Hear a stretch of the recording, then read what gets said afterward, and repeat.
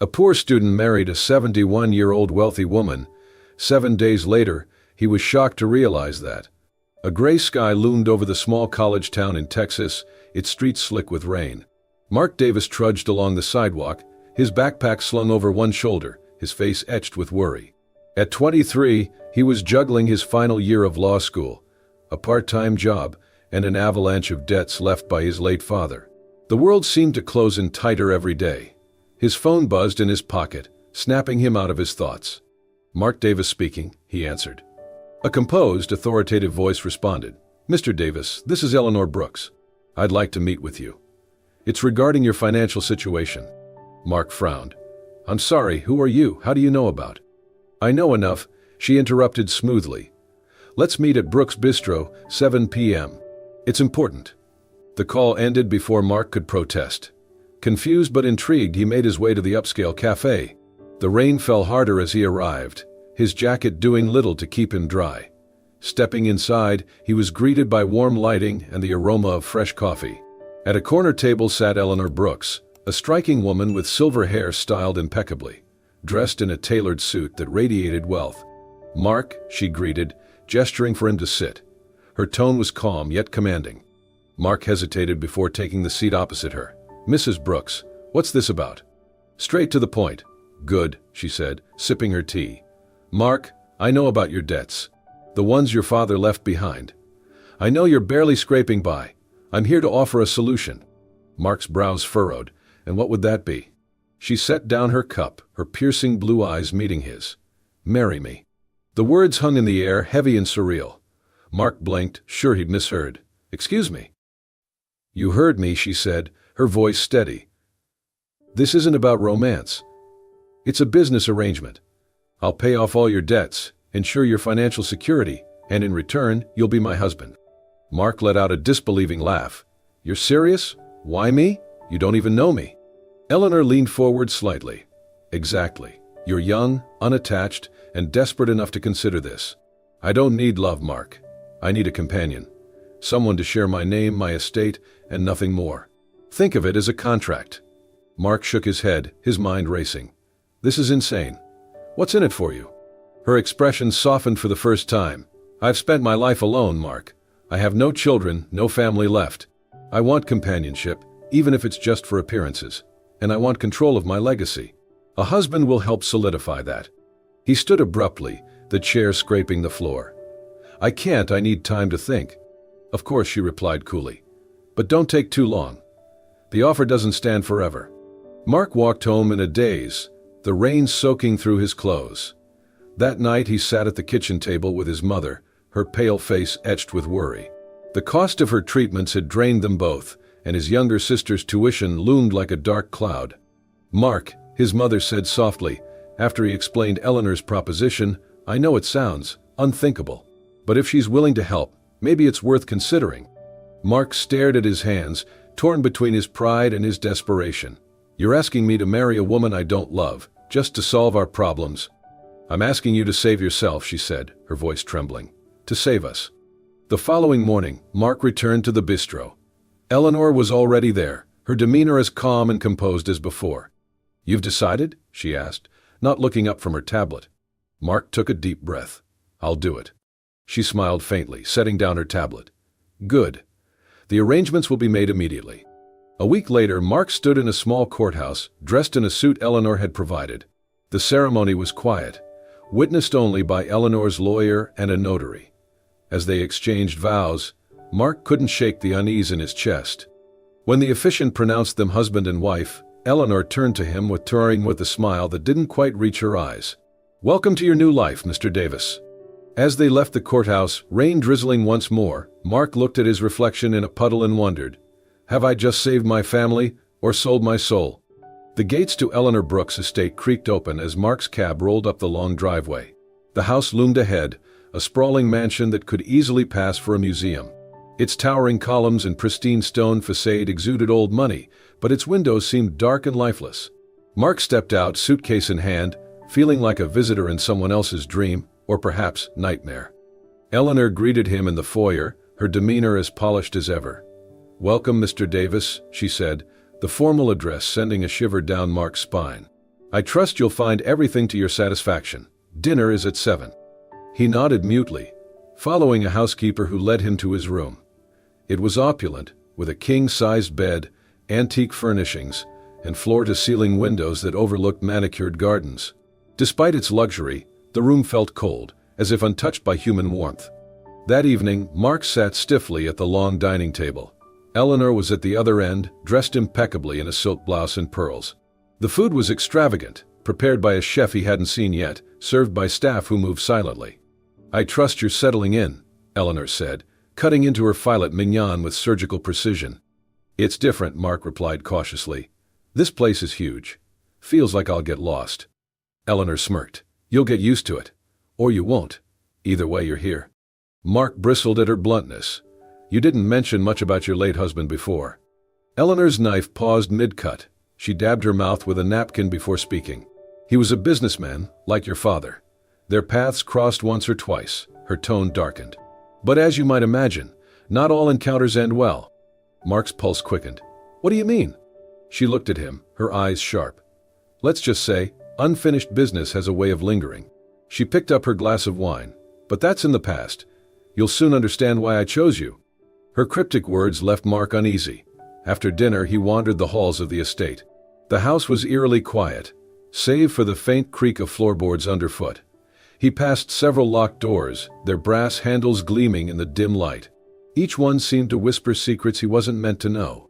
As the days passed, Mark grew more unsettled. The staff avoided eye contact, speaking in hushed tones when they thought he wasn't listening.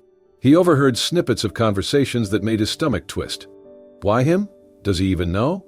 She never does anything without a reason. He'll figure it out eventually. They always do. One evening, while pacing the library, Mark noticed Eleanor's desk.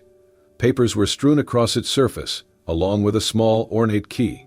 It gleamed under the desk lamp, its intricate design catching his eye.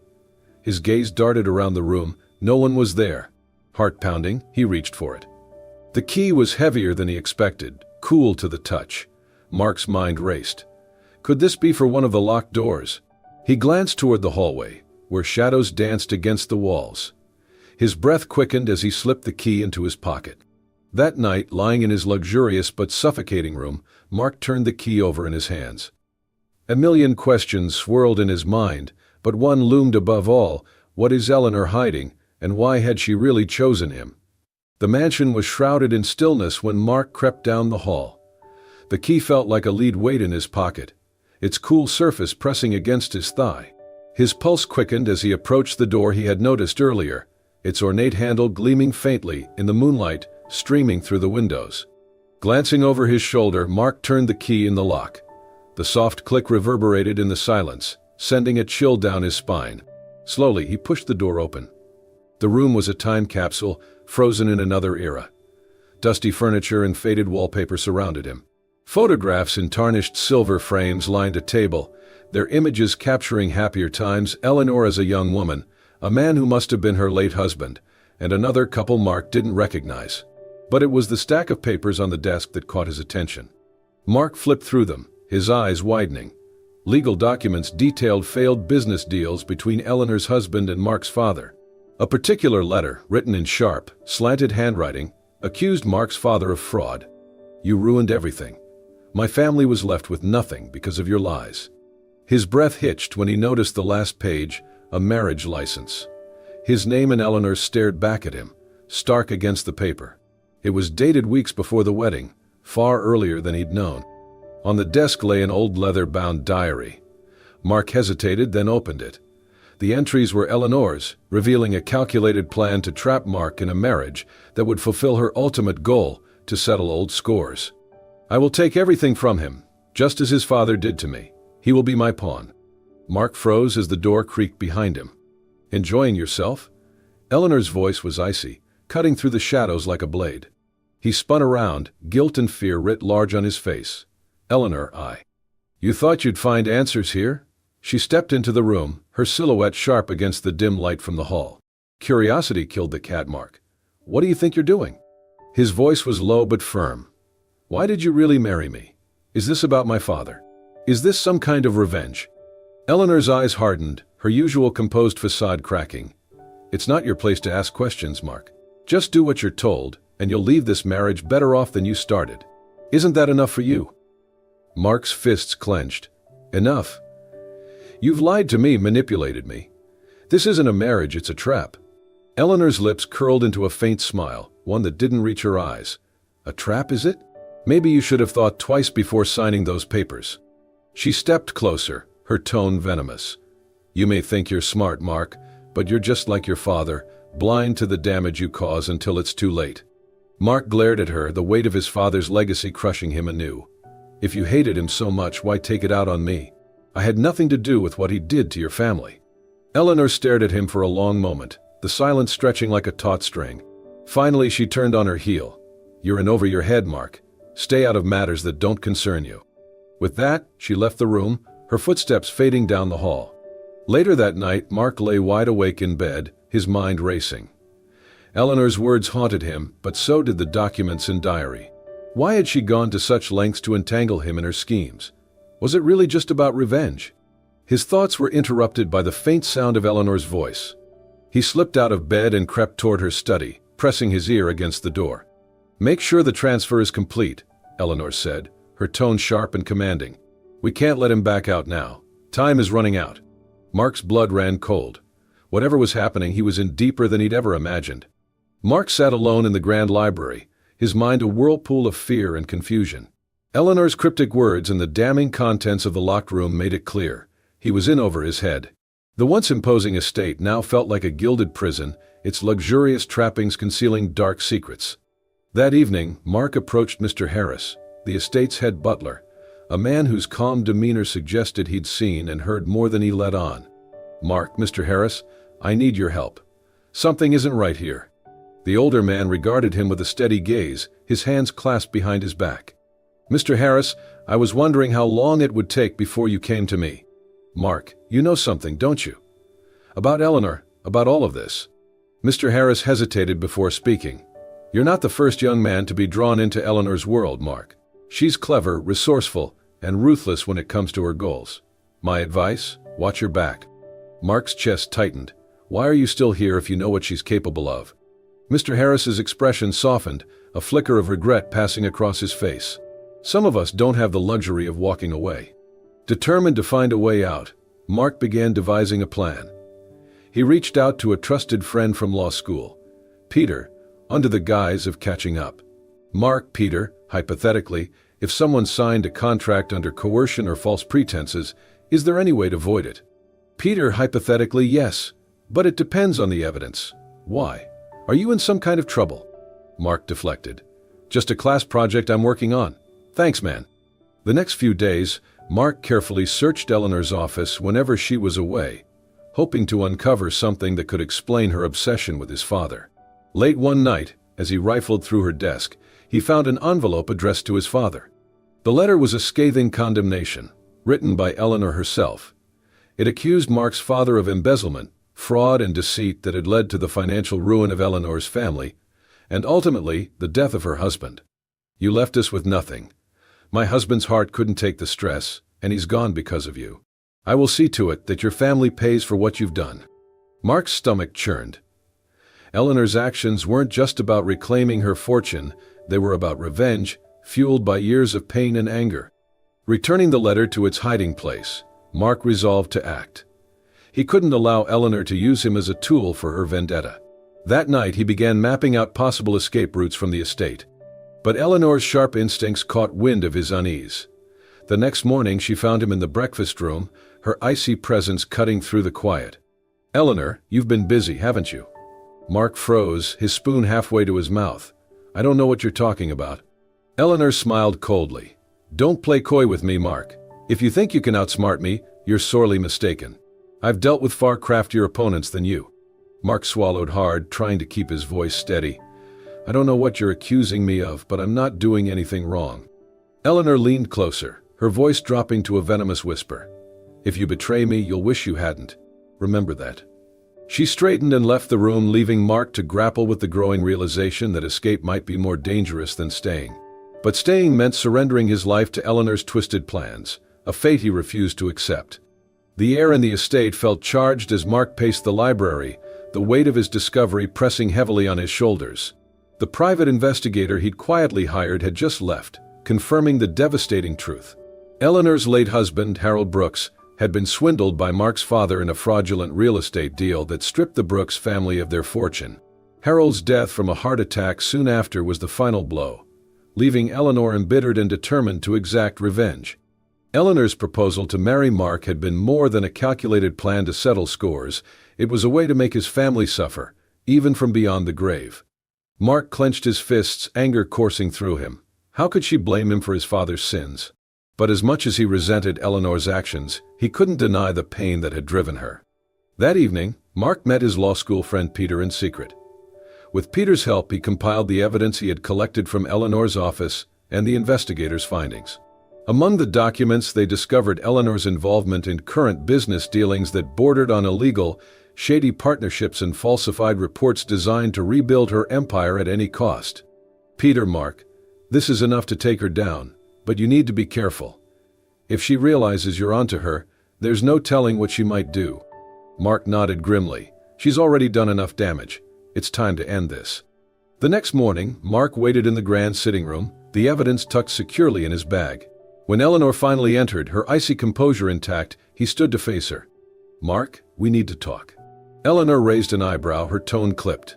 "Is that so? What could possibly be so urgent?" Mark's voice was firm as he pulled out the documents. "I know everything.